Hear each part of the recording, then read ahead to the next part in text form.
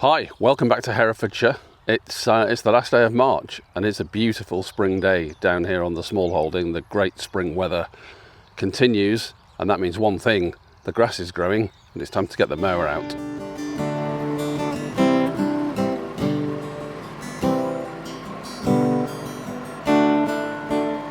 So this is the field where we had the sheep on. They were here for about a month, so it's not too long at the moment this. But it's definitely getting going over here. You can see it's getting a bit tussocky, a bit hummocky. So I just think if we give it a top now, we'll get a nice even growth on it throughout the season. And that should just keep things in better order.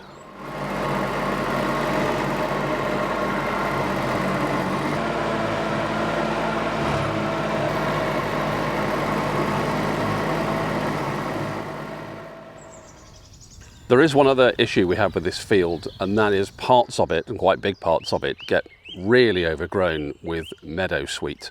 It's a very invasive plant. In many ways it's good. It's good for pollinators. My bees love it. They go on the sort of tufty white flowers in the summer. But it has got out of control. At the moment it's quite short because it's been grazed down by the sheep, but it's definitely coming back.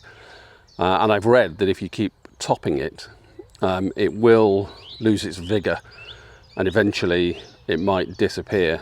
I don't want to get rid of all of it, as I say, because it's good for the pollinators, but I really don't want it to take over the whole field.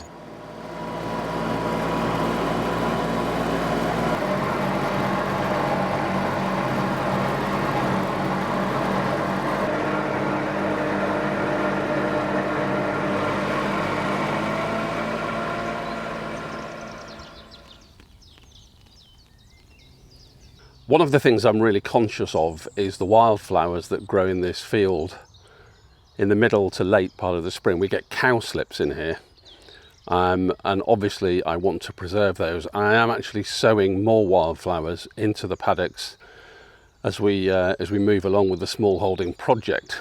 So at the moment, most of those wildflowers are not poking their heads up, and we can give the grass a bit of a haircut without knocking back the wildflowers too much, which are either very low or they've not shown at all yet. And then I'll leave this paddock, probably won't mow it again until late June, maybe early July. That gives the wildflowers a chance to grow, to flower, and to set their seed, and to slowly increase the biodiversity of the whole Smallholding.